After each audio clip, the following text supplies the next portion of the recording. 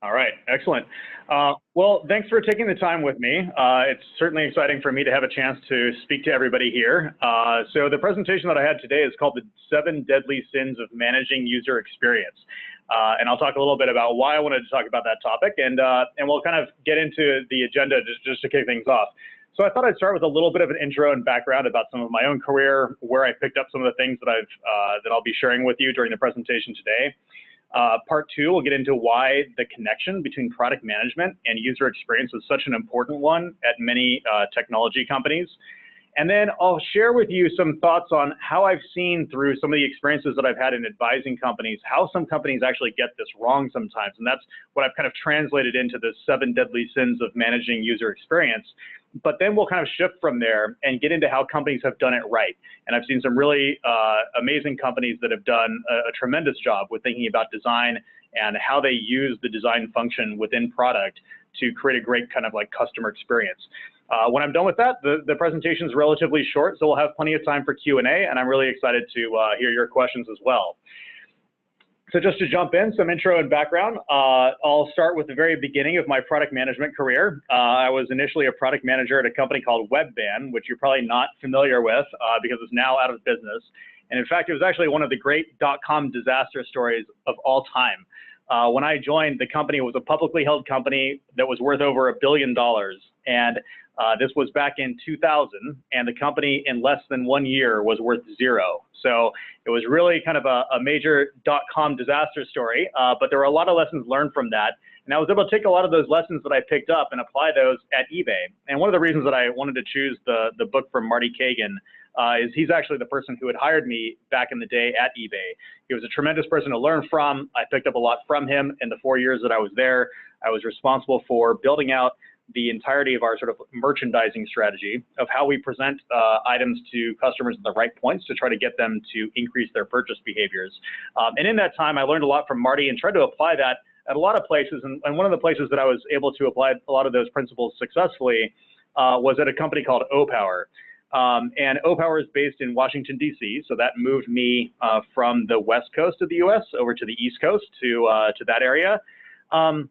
And I joined that company when it was about 40 employees, and over a 4-year period, we took that to a $1 billion IPO, and I left actually the day after the IPO. So it was really a lot of fun for me. I learned a lot along the way, was able to apply a lot, but OPower had turned from being a startup company to really being kind of like a larger success story. And while that was great for the company, for me personally, I always find myself to be a little bit more of a startup-oriented individual. And so I took that experience from OPower and also from eBay and from Webvan and a lot of the other places that I had been as well, and founded a product advisory firm that I was doing kind of initially solo myself. And then that expanded. And it's now sort of a boutique advisory practice that continues to live on. And actually, joining us on the call today is Rajesh Nurlikar, who is the co-advisor of this advisory practice now. I turned over the keys of that company to him at the same time that I just decided to join myself as the chief product officer at a company called GoCampus, where I'm based at now. And I've been at this company for the last year or so. We have a software as a service solution for small businesses that allows them to create a mobile app experience, and then to deploy that mobile app experience that's customized and tailored to their unique business, to their individual employees. And they use that for things like service tickets and work orders and invoices and inspections and things like that.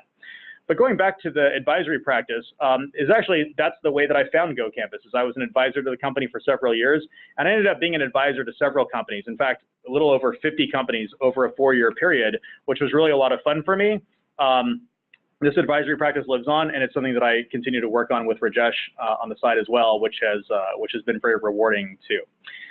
Now, along the way, there's certainly a lot of things that I've picked up, and one of the things that was really profound to me in my interactions with so many of these different companies was how important the relationship was between product management and user experience design. I was always amazed by how some companies did it incredibly well, and I was always amazed by how some companies did it incredibly poorly. But if I evaluate the success and the failure of some of the companies that I've had the pleasure of advising, it's those companies that really understand the connection between these two that do a remarkably good job of succeeding and growing their business because they have a real true orientation towards their end users and the ultimate experience that they're trying to deliver to them. And so why does this actually matter? Well, there's several reasons, right? As a product manager, you want to make sure that that the design of the application is going to work for your customers, right? It's not good enough to just have the features and functions. We all know that we prefer to use products that are a lot, easier to understand, those kinds of products that are pleasurable to actually use, those kinds of things that provide delight to you. And so for product management, to get the kind of success outcomes that you're looking for, you need to be thinking about the user experience really, really heavily and working with your counterparts who might be in a user experience design function. Obviously, for designers, it's very important to be connected with product management, but then you also have stakeholders, customers, other kind of even the shareholders of the company are the kinds of people who are going to care about design. And in fact, there was a really interesting illustration that I saw recently from the person who runs design at GoCanvas in a presentation that she recently did, which talked about what would happen if you had invested your money in companies that were really heavily design focused, like Apple and Amazon and companies like that. It turns out that over the last 10 years, you would have made about 3 times as much money as if you invested in standard kind of companies that are part of the Fortune 500. So it's a big deal. It really makes a huge difference at the end to have this really strong connection with design. And what I thought I would do is I would kind of share with you what I've learned along the way from a lot of the advisory work that I've done through some of my own interactions in operational roles within product management. So we'll start with how companies get this wrong. And I've kind of used as a backdrop here the kind of new Coke, which is a classic example from the US of how you kind of create a product that maybe isn't sort of the right thing for the customer base. Some of the customer research might be inaccurate in terms of how it's utilized to create a new product. But my passion and a lot of my interest and things like that is all around movies. And so I thought rather than taking a CEO that I've talked to that I didn't necessarily agree with, or somebody who was running product who had a really kind of strange relationship with user experience, I don't want to throw those companies under the bus. What I thought I'd do is I'd kind of characterize some of the things that I've seen across those companies and do so using villains from films. And so you can kind of imagine all these different villains from films thinking about the way that they would construct their product management and user experience relationship. So I'll start with the first one. So the first deadly sin of managing UX is taking this approach, which is the design will be in accordance with my specifications. And it's kind of like the way that the Emperor from Star Wars might talk about this. In thinking about the way that design gets utilized, this is a big mistake that I see a lot of companies making, which is that the product manager believes that their role and the way that they should interact is to start by saying, here are all the specifications that I have. Here's what the functionality needs to be. Here's what the product actually needs to be able to do. And if it doesn't do exactly those things, then that's not what I'm looking for. That's not what I want. And the reality is we need to give a lot of space to the user experience designers so that they can think about what the problem is that needs to be solved and how it's going to be solved. Second, how dare you prioritize empathy over my business objectives? And I see this kind of thing happening a lot with companies where they feel like there's a trade-off that needs to be made. Either you're focusing your attention in product development around business objectives, or you think that you need to be empathetic towards your customers' specific needs. And the problem is, neither of those are exactly right. These really shouldn't be trade-offs, right? The best way to achieve your business objectives is to have empathy towards what your customer needs actually are, to do the research to truly understand that. And once you have those things behind you and you understand where your customers are coming from, you're then in a situation where you can understand what the levers are for driving success within your own business. What I don't like to see is a lot of things where you say, I could drive the business forward by moving this particular metric, and I'll add this feature, or we'll get in the way of this competitor and things like that, but not thinking about those things from the perspective of why is your customer actually going to care.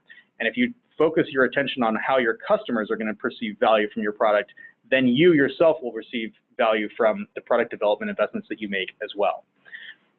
The third one that I see all the time, I'll approve your design and you should embrace me because of that. This is the way that sometimes product managers work with user experience designers, is they think that their task or the way that they should be interacting is to say, okay, well, I'm going to go ahead and give you the space as the UX designer to go come up with your own solution for this problem, but then you're going to present it back to me, and then I will be in a position to either approve or reject your particular design because it either suits my needs or doesn't. And the question that I always ask product managers when I see this kind of interaction taking place is, why do you feel like you're in a position to be approving that or disapproving that?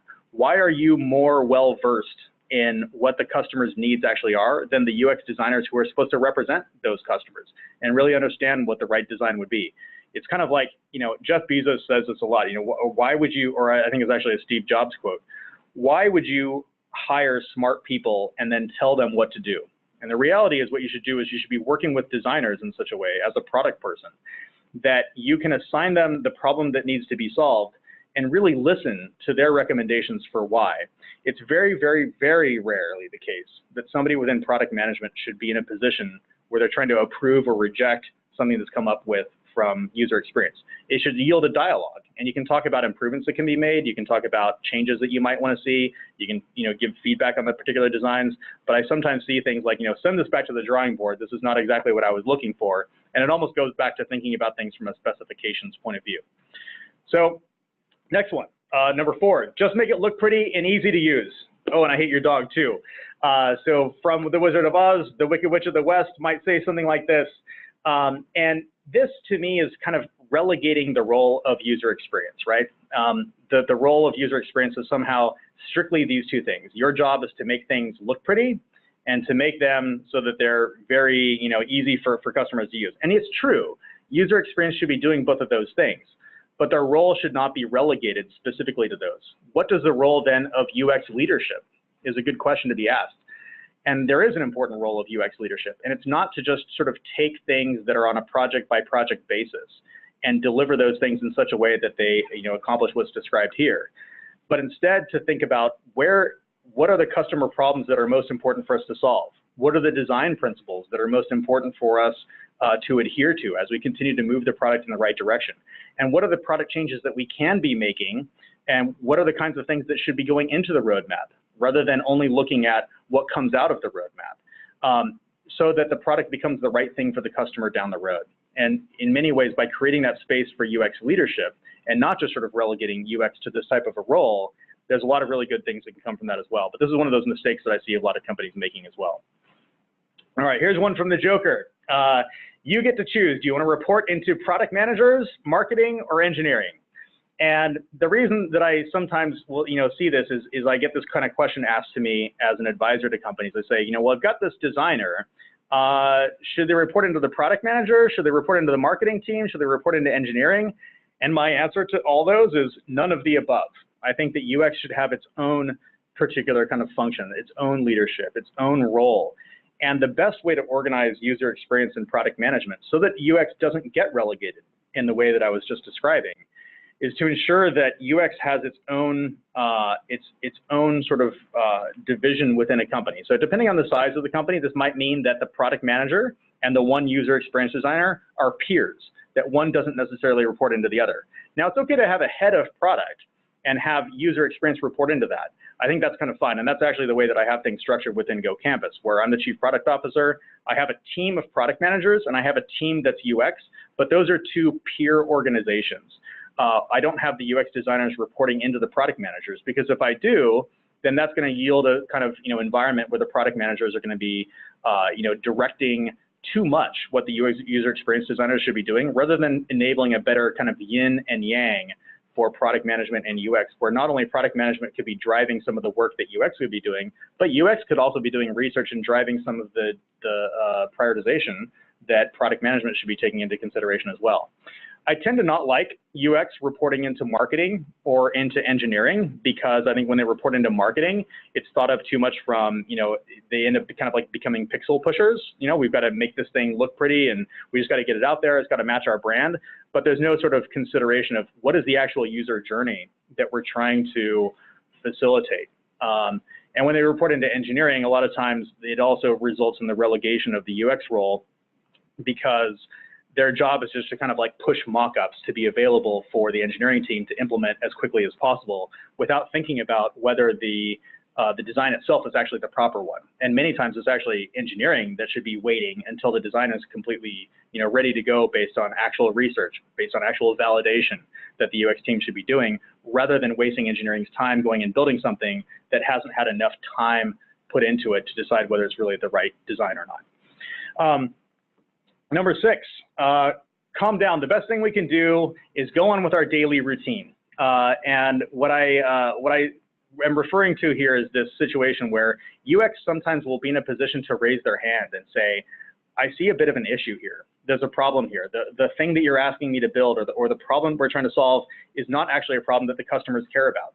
And I think sometimes what happens is because we are so focused on Scrum development methodologies and agile development methodologies where there's a product backlog and that backlog gets prioritized just in time for the sprint to start, et cetera, that these processes sometimes become a hurdle and become an obstacle for UX. The reality is for UX to do good work, they need to have enough elapsed time to be able to do the research, to be able to ask the questions of users, to do usability studies, to come up with different designs and to kind of modify them and take hybrid, design elements from different kind of like concepts and pull them together to produce the right kind of design. And so what I sometimes find is that some people or some kind of companies will focus their attention a little bit too much on the process, and the process actually drives the way that UX is done rather than the other way around, where we want to make sure that we have the right designs in place and then put those in front of our customers and adapt the process as necessary to be able to pull that off. It's something that's a little bit hard to do, but it's something that's definitely achievable as well.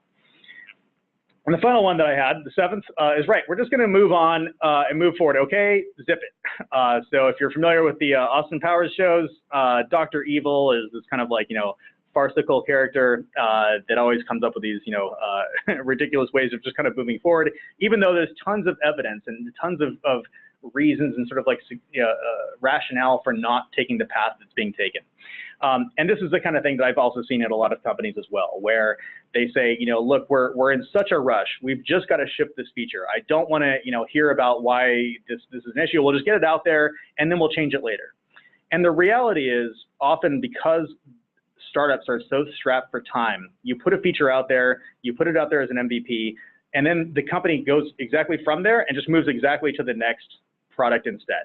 They don't take the time to continue to improve it, or they don't take the time to really think about, hey, wait, why are we putting this half-baked feature out there? It's okay to do so, but as long as you're actually going to go through the process of collecting input, collecting feedback from the customer base, and once you get that input, once you get that kind of feedback, then you can modify the product. But that means you've got to give yourself time to make those modifications and to recognize that putting the initial version of a feature out there is with intention so that you can get that kind of feedback, because that's part of the development process of building out the entire sort of like fully fledged feature that is actually properly designed for the customer base. It's okay to take that approach, but what I see a lot of companies doing is focusing too much of their attention on speed to market and just moving on to the next thing before they actually have enough time to rationalize the right type of design for their end users. So those are the 7 deadly sins that I've seen of managing user experience. And I wanted to shift now at this point to how I see companies getting it right. And I'll probably go pretty quickly through these so we can leave a little bit more time for Q&A. But what I thought I would cover is sort of like, this is almost like the 10 commandments of managing UX. So if we have all the things that you can do wrong, well, what are the ways that we can correct these? What are the ways that we can do these things right? And I think the first of these, without question, to me, is recognizing the broader role that UX should actually play within an organization and the role that they play with developing and producing the right kinds of products for customers. A lot of people think that UX's job is to make things pretty and easy to use. And it's true that we want to make sure that the downstream work of the decision of whether we're going to prioritize a particular feature results in good quality design, things that are actually pretty and easy to use. But at the end of the day, the real role that UX plays within a company, it has to be considered this way, is to fill what I'll call the empty chair. And this comes from Jeff Bezos from Amazon, who has a philosophy that it's important to recognize that the customer is a key participant in the decisions that are being made, but the customer is not present in your internal meetings. And so every meeting that Jeff Bezos has, he's got this empty chair that sits there at the board table. And the chair is intentionally left empty because it's a reminder of everybody that the customer should be sitting there, but doesn't actually have a seat at the table. And in many ways, I sort of see that the role of UX, if you want to think about it as broadly as possible, is to make sure that at every single situation, at every decision that's getting made, that that empty chair is in fact filled. And it's UX's job to fill that chair by providing the information and the context and the research and the data that supports where the customer is coming from, so that that gets infused into the decisions that are getting made. Not just the design decisions, but the prioritization decisions, the functionality decisions, where the value proposition is going to be, in the future for the product. Those are all the kinds of roles that UX really should be playing. So that's number one. Number two is, once you've done that, you want to make sure that UX can actually span across the different functions. This is not just meaning that UX only interacts with engineering, or UX only interacts with product management. The reality is user experience should be interacting with other parts of the company as well, maybe marketing, maybe sales. If you think about the entirety of the customer experience, the entirety of the customer journey, it starts from the very first moment that they're introduced to your brand, and it goes all the way until the moment that maybe they join you as a customer, that they begin paying, that they engage, and eventually the time that they leave you, right? You want to make sure that every element of that experience is something that's covered by the UX team, that they can think holistically about it. And when that doesn't happen, when you have marketing, for example, that's responsible for one part of the customer experience, and user experience team that's responsible for another part of the customer experience, the customer often very much feels that, right? It's kind of like, sometimes you buy a nice physical product that's in a box, and the experience of opening the box has nothing to do with the experience of actually using the product that you bought. And the person, and if you open the user manual for it, the person who wrote that user manual obviously has no experience having actually used the product. And the kinds of companies that get it right, where the entire experience is completely seamless throughout, like those companies like Apple. If you buy a phone, you get that experience of the whole entire way through. The entire thing is seamless. The way that the instruction manual is written is related to the way that the onboarding experience is for picking up your phone and getting it set up in the first place, right? They interact with each other properly. And that's because the UX team has really thought thoroughly and completely, spanning across all different kind of functions of this, whether that's content, whether that's marketing, whether it's packaging, whether it's delivery, etc. Next, give space for strategic design. So you've got to allocate the time, and you've got to allocate the budget that's not necessarily tied to a release. And a lot of times the issue that I find is that everybody wants to do these things, but when I challenge them on why aren't you doing these things the way that you're actually that you're describing that you want to, what I find out is that the entirety of the UX team, whether that's one person or half of a person or 15 people, that their entire capacity is sort of allocated towards producing things for the next sprint, for the next release, and so on. And if that's the case, then of course they're not going to have time to be thinking more broadly about what it means to fill the empty chair, as we described earlier. It's very important that the UX team has that space to do things like conduct user research, to form things like design principles and to share those across the company, because that's the way that they can play a more proactive role in defining the direction that the product is actually headed. Next, set a customer-centric vision. What I see a lot of companies doing and a lot of product teams doing these days, and this is an important transition, is not just making incremental improvements in their product, but actually setting a vision for where the product should be headed. The problem that I find is a lot of those visions are very internally focused. We're going to get to $100 million of revenue by this date, or we're going to become the #1 brand in our particular vertical. That's nice that you want to go achieve those things, but I want to understand from those companies, how are you going to achieve those things by delivering something that your customers actually care about? Explain to me the vision for how your company is going to change customers' daily interactions. How's it going to change their lives? And if you can explain that, and you can explain the journey that the customer goes through from the moment that they're triggered to look for a solution to a problem that they're facing, to the time that they discover your product, to the time that they try it out or engage or get retained, if in the case of a SaaS business, for example. That's the kind of mapping of the customer journey that I usually like to see within a vision document. And by mapping out that customer journey, it then gives you a common language that you can use for communication between product management and user experience. How does a user experience person interpret, hey, we need to be at $100 million, 5 years from now? There's really no way to particularly interpret that, to have that shift where their design is headed. But if instead you characterize the vision by what the customer experience is going to be and what that journey is that you're going to enable, it really does allow UX to focus their attention on those things that matter most. Next, number 5, measure UX achievement. One of the reasons that UX priorities often get down prioritized by product management relative to some of the things that the other functions within a company want. For example, a sales request often gets prioritized more highly than a design request. And the reason for that a lot of times is because the sales thing is very measurable. If we build this particular feature enhancement, then we will get this additional revenue. Sometimes that's guesswork, but sometimes it's very accurate, but it's very easy to have it come back to dollars and cents. In the case of design, a lot of times these things are more abstract. It's a little bit less clear what the value is going to be. But it's really important to note 2 things. One of them is just because something's not measurable does not mean that it's not important. And number 2 is there is work that you can do to make things measurable within UX so that it falls on equal ground. An example of this is something where you can have users come in on a regular basis, or you can run surveys about the usability of your product, right? About how well it matches to the design principles that you've defined.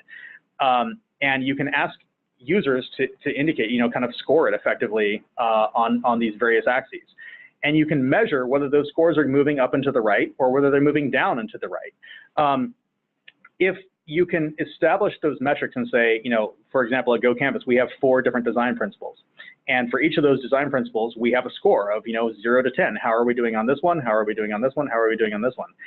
And we've defined and decided at an executive level at the company that these are things that we want to adhere to that are very important to us, but we make them measurable in that way. And that way they end up on equal footing with the kinds of things that maybe marketing or sales or operations or account management might be looking for as well. And therefore, it's not one of those things where we prioritize the thing that's measurable for sales, but we down prioritize the thing that's not measurable for UX. That becomes measurable as well. And if we're honest with ourselves about the importance of adhering to those design principles, then it'll make us prioritize those things that are actually coming out of the design group as well. Number 6, start roadmap updates with the UX team. So rather than, a lot of times what happens is UX isn't treated as an actual stakeholder themselves within the roadmap update process. So if you have a roadmap, and let's say you're updating that roadmap on a quarterly basis, a lot of times you end up with these stakeholder interviews. I'm going to go talk to the sales team about what they need from the product. I'm going to go talk to the marketing team what they need. I'll go talk to the engineering team about what they need as well. But often UX kind of gets left behind. Treat UX as a primary first-class stakeholder, just like everybody else. And in fact, one of the things that I have done within GoCanvas, and I did at OPower as well, is started with the very first stakeholder meeting comes from UX, because I want to make sure that I understand what our users are actually looking for out of our product. I want to understand what the deficiencies in our product look like from a user vantage point. And if I understand those things properly, then I can use that information to drive the subsequent decisions and the subsequent conversations that are going to be held with sales, with marketing, with engineering, et cetera, to say, hey, wait, I know that you're asking for this, but when I did the user research and when we heard from the UX team, they were saying something that was kind of like along the lines of the opposite. What is your response to that point? And it leads to a much better conversation about how to achieve business metrics and business outcomes, not by focusing on purely internally driven things you want to do, but finding ways of achieving what you're trying to accomplish through your customer's own success rather than just your own. Number 7, centralizing user research. I think that this is very important. What I've had at GoCanvas is somebody who is a individual contributor who's a user researcher, but that's their sole focus. It's the only thing that they do. And what I find a lot of times is that user research is the thing that everybody knows ends up being important, but they delegate it to individual product managers or to individual UX designers. And of course, it's that thing that takes a back seat. If it's everybody's number 3 priority, then no one's going to actually get it done. And so what I like to do is to have one person, ideally, who's got it as their number 1 priority. Their number 1 deliverable is findings from user research that then get communicated across everybody else. And by doing that, it also allows you to establish a backlog. Just like there's a backlog for product development, there can be a backlog for user research. And that backlog can be filled from both sides. It's not just user experience design that can drive things through research. It's also product management that can drive things through research as well. And then it allows me as the head of the organization to have a really good conversation with the researcher about how are we going to prioritize the research that we need to do. Sometimes the most important thing is making sure that a specific feature is designed really well. And sometimes the most important thing is making sure that we understand what our customers would say are the most important problems for us to solve next. and sometimes the research will take us in that path instead. Number 8, make mental models actually actionable. This is important as well. So don't just define your own success through your own company metrics and your own kind of company outcomes. Identify the mental model that your customers use, the framework that they use to think about the decisions that they make with your product. What leads into their buying decision? How do they think about the value that's being delivered to them? And by forcing that within your own organization, by actually measuring your own customer outcomes, not just your own business outcomes, it puts you down the path of actually focusing your attention on the customer goals themselves. And this is something that, again, can be used as a shared language between product management and user experience design. Number 9, prioritize customer delight. I see a lot of companies, especially those early stage companies where, you know, time is of the essence and they feel like they need to move really fast, where they don't focus enough on this. And there's a really important structure to this that you can kind of find on the internet as well, which is there's like a triangle, like a pyramid, where at the bottom of the pyramid is functionality, and then the middle of the pyramid is design, and the top of the pyramid is delight. And a lot of people think that an MVP, a minimum viable product, is where you start at the bottom and you work your way to the top. And the reality is it's actually a vertical slice through that whole pyramid. So there has to be, I would rather solve a smaller problem, but do it thoroughly with the right functionality and design and some element of delight, rather than only working on functionality, having it fail, and then deciding not to continue investing in it. But had you actually done enough work with design, had you actually done enough work to deliver delight in addition to that, then you would have actually had a successful product. And I've seen a lot of situations where companies fail because they get a false negative on some of the validation work that they're doing early on, because they think about their minimum viable product in a little bit of a wrong way, where delight is down prioritized. And it's something that's really important to avoid doing. And lastly, number 10, push each other to be bold. I think that this sometimes with all these constraints and all these ideas and all these issues that companies are running into as they're trying to get their product development done, the reality is it's very easy to kind of like take a more conservative view towards what you should do within product development. And the reality is, I think it's really valuable, and the companies that are most successful are the ones that take bold approaches. They don't just make minor incremental improvements. They don't just only think about, should we change the color of the button from red to green, things like that. They say, why do we even have a button at all, right? They kind of employ like design thinking to help them drive the right kinds of outcomes through their product development function. And I think this is the thing that everybody's responsible for, whether they're in engineering, QA, product, UX, CEO, I don't care who it is, everybody's got to take the role of holding everyone else accountable to being bold. Could we be thinking bigger about the way that we solve this problem? And in doing so, that's what actually creates a space for UX to do their best work. So those are my 10 commandments of what I think can make a really good relationship between product management and user experience as well. And last thing that I'll leave you with is, as stated before, I still act as an advisor in my limited spare time. Rajesh, who's on the call as well, is an amazing thought leader and partner to work with. If you guys ever have any follow-ups, if there's anything that you heard in this presentation that you thought would be interesting to have a follow-up conversation on, to say, hey, at my company, I love this idea, but I'm not exactly sure how I would implement it precisely. We would be happy to jump on a quick call with you to learn more about that, to share with you what we've found. We just love these types of conversations. And so I just wanted to put it out there that, feel free to reach out to us anytime. We're always happy to follow up. I think these presentations like this can be really fruitful for kind of like starting a conversation, but they're not usually the kinds of things that end conversations. They're really the beginning of something that can come down the road as well. So that's why I asked Rajesh to join this call as well, just to make sure that he was hearing the same kinds of things that I was talking about. And if you guys wanted to reach out to me, that maybe both of us can get on the phone, or maybe it's something that Rajesh and I can do to follow up with you. So anyway, that's all that I had. I thought I'd just leave it open to Q&A at the end. Looking forward to hearing that best question. Let's see. Well, I'll start with the first one here from Daksh. To be a manager is good, or being founder of a company is good. You sound like $1 billion company. I think that, what I've found is this, that passion is the thing that matters the most. And as a founder, you almost always have that passion. If you don't have the passion as a founder, forget it, stop your business right now. But if you are a founder, you're gonna have that passion. I think as a manager within a company, you can still be very successful at getting there. You know, I didn't join O-Power as a founder, but I joined the company and brought a lot of passion to the table, and I think that helped us to achieve the goals that we want. So as you're hiring for people or you're looking for your own kind of like career move, I think it's really important to pay attention to those problems that you're most passionate about solving. But I would also say within product, get passionate about the problem, not the solution. Because if you're wedded to the solution, it's going to make you think a little bit more myopically about how you approach it, rather than what kind of issues you're going to fix for a customer base that's out there. If you fall in love with your customers and your problems, you're in great shape. If you fall in love with the solution, it's actually going to hold you back in a lot of ways. Let's see. Why don't I get into Dean? Let's see. What percentage of company leadership in your 20+ years of experience actually appreciate and empathize with user experience and design? How do you change their mindset to believe in it? It's a great question. I would say what I've found, at least in US-based companies, is that maybe it's about 75% actually do appreciate the importance of design. The majority probably do, not all of them.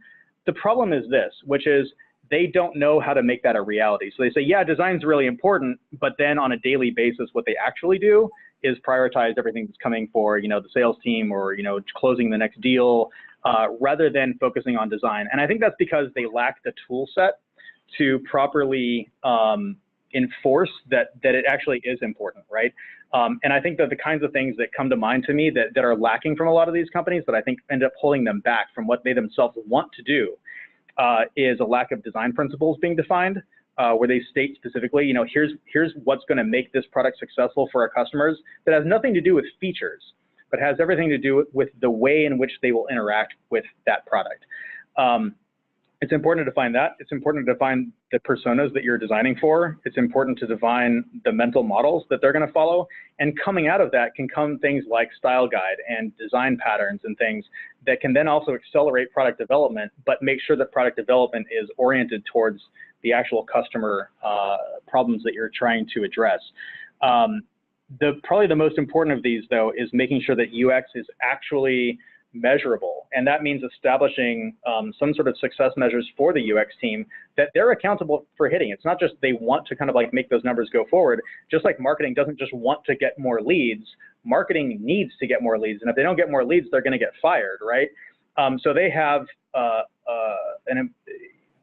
they have a lot of skin in the game when it comes to this. And I think it's important to develop that skin in the game for UX, but to create some sort of yardstick that can be used to evaluate whether UX is actually on the right track or not, and to give them a strength of position when it comes to prioritizing their work through product management vis-a-vis the other work that's coming from other departments.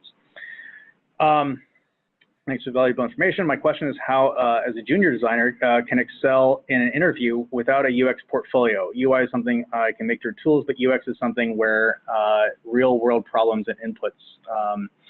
Yeah, you know, honestly, so one point somebody asked me, or asked a question on Quora about, you know, what certifications are most important for a UX designer? And I very quickly answered, I said, your portfolio is your certification. In other words, the certifications don't matter at all. I think it's all about the portfolio. And that was the response that got the most likes and kind of got upvoted to the top. And I think that that's because there's a lot of people in the UX community who also agree with that. So a portfolio is really profoundly important. And if you're a junior designer and you don't have a portfolio, I would actually focus your attention on creating one. What I've seen a lot of people do within the UX community, and you see this on Behance and things like that, is where they actually just go solve a problem that they're not being paid to solve. They'll take a look at an interface for a particular application, and they'll do a teardown of that interface, or they'll rebuild it and say, here's a new concept for what this kind of thing could look like, and they document their process along the way. It's just as important, beyond sort of what's exposed in the final portfolio, to show what the process is that led to the ultimate decisions that you had. And to be able to walk through, well, here's the user research that I did, here's the evaluation of the best practices from other tools, et cetera, and here's how that led to the decision making that I had, which ultimately led to this kind of like final design. And here's how I would apply that at the next company that I went to. And I think it's perfectly fine to share how you would go about doing that in kind of like project work, even if it's not paid project work. It could be through education. It could be through just your own kind of like, you could sit down for a day and take a look at an existing app and say, here are 5 recommendations for how I could try to, improve this, and then document that, turn it into a blog post, and then share that with people. And I think that's a great way of exposing how you approach these kinds of problems without focusing as much on things like certifications. Ben, may I interrupt you for a second? Could you try the video, please? I've made you the host. Yeah, sure. Oh, yeah, it works now. There we go. All right, great. All right, let's see. A lot of companies do not value fake projects, is just kind of what I was just talking about. They value the metrics, for example, how your UX process increased sales or traffic on product UX. Yeah, I think that's, yes, it's always going to be more valuable to actually have real outcomes that you can point to. There's no doubt. However, I would say within UX, I don't find as many situations where it's not the same as in product, where people need to see the actual outcomes. If I'm hiring a product manager, I absolutely want to see a resume or a CV that has all the sort of like bullets of the actual business outcomes that they were able to deliver and the kind of customer outcomes that they were able to deliver. I think the customer outcomes is part of that for the UX designers, but I actually don't hold them to the same kind of account as I would for a product manager in terms of driving the business metrics forward, because that's actually their role. What I want their role to be is to fill the empty chair. So here are the examples of the actual things that were produced. Here were the personas that we defined. Here's why they were right. Here's the parts that we still didn't know. Here were the mental models. Here's how this contributed to the kind of like product development impact that we had. And whether that's actually fake or real, certainly real is always going to be better than fake, but I'd certainly rather have fake than nothing. Next, let's see, should UX teams be part of the Agile Scrum teams working in a sprint model? Yes, absolutely, 100%.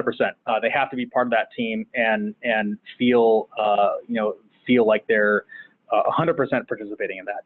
I think it's okay for a UX designer to be split across a couple teams. That can be fine as well. Sometimes you don't need a full-time UX designer on an entire Scrum team. Depending on what the team is actually working on, it may be more back-end focused than front-end focused.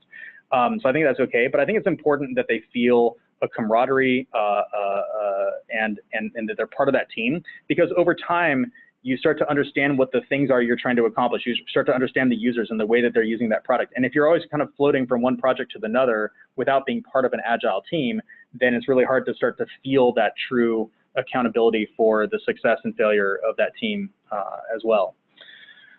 Can I talk about the role of UX in strategic decisions? Yes, let's see, this is kind of a broad one, but the role of UX within in making strategic decisions, I think first and foremost, you have to have the right framework for this as a company. And I think that the framework gets established with the product vision and strategy, which is to say, our strategy is rooted in the customer outcomes that we're going to deliver. Here is the customer journey that we're going to establish. Here's what success is going to look like for that. If we evaluate our own product against our own baselines and our expectations for ourselves, here are the places where we find that we're deficient.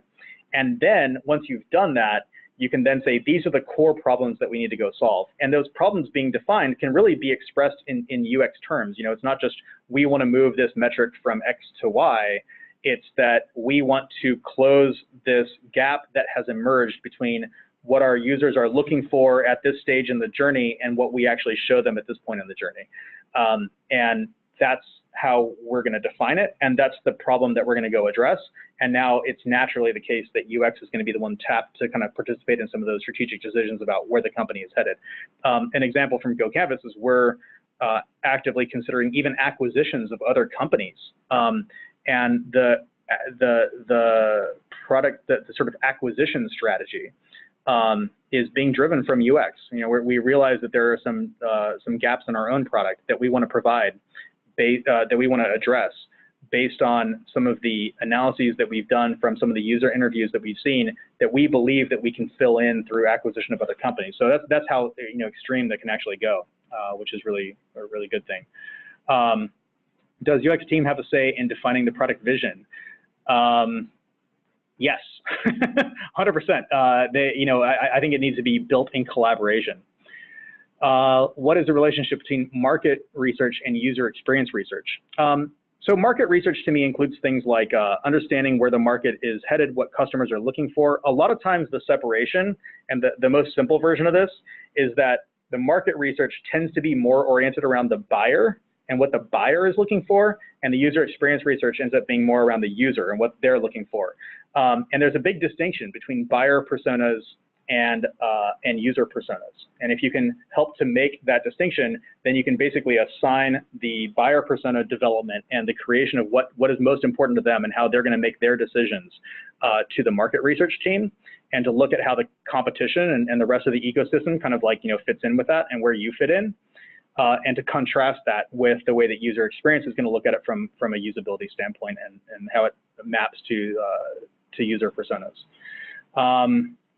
Let's see, with agile practices, I've heard a lot of discussion on where UX research and UX design fit in terms of timeline. Should user experience research be done before the first roadmap of features releases is crystallized? I think they're both ongoing. So the way that I look at it is that you have these parallel tracks.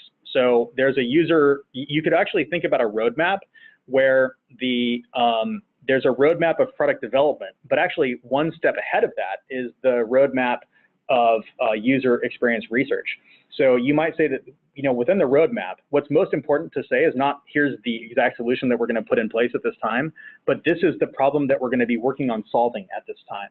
And the user experience research should align to that, so that you're doing the research up front to understand better what the problem is and to identify the right type of solution based on interactions with your customers and with your users, and then have that drive the specific details of how you're going to go about solving that problem in the roadmap for like a later quarter. So that's the way that I've put those two things together. Menaka, just real quick, I know that we have just a couple minutes left.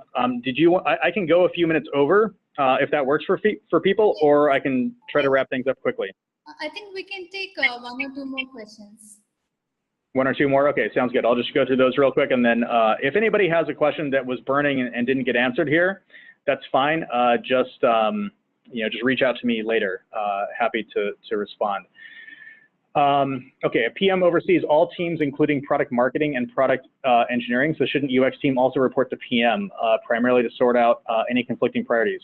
So there's a difference between overseeing and reporting. So for example, engineering, I also don't have reporting into product management either.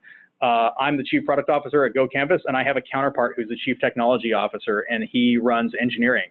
And so he and I are counterparts. Now, the reason that I like that as well is it ensures that we're thinking in a collaborative manner about the work that we do, about the product development. I can be responsible for why things are important to work on. I can be in charge of the decisions of what problem we're going to go solve. But how we go about solving that from a technology perspective, I don't want to be in the position of being prescriptive about that. And similarly with user experience, I don't want to be prescriptive about what the design itself is actually going to look like. What I want to do instead is to be collaborative on those fronts. And so at the end of the day, yes, the product manager is the final decision maker about whether a feature goes live or whether we need to push things back to the drawing board. But hopefully those kinds of things are used very selectively. And by putting these teams on equal footing, it means that user experience was much more likely, or much less likely, to be relegated to some of the things I talked about with the 7 deadly sins. So examples of design principles, I'll treat this as the last question. Yeah, you know what? From OPower, these were actually published publicly, and they're a really nice kind of like structure. I think they're a good example of what good design principles look like. And if you go to, I believe, ux.opower.com, you will find the design principles published under that heading. So it's a really good external kind of like facing website about the design team at OPower. It's since been acquired by Oracle, and I'm not sure if that page is still there, but I believe it is. And it covers the design principles. It talks about why they're important. It gives an example of how that design principle is put in practice. And the key thing for me with design principles is that they are not just like, it should be easy to use. I mean, of course it should be easy to use. How is it going to be easy to use? What's going to make it easier to use? So an example of this that I come back to a lot of the time is like a Swiss Army knife. What are the design principles of a Swiss Army knife? It's versatile, but it's also ergonomic. It fits in your pocket. It's safe, right? Those are the kinds of things that you expect from a Swiss Army knife if you bought one.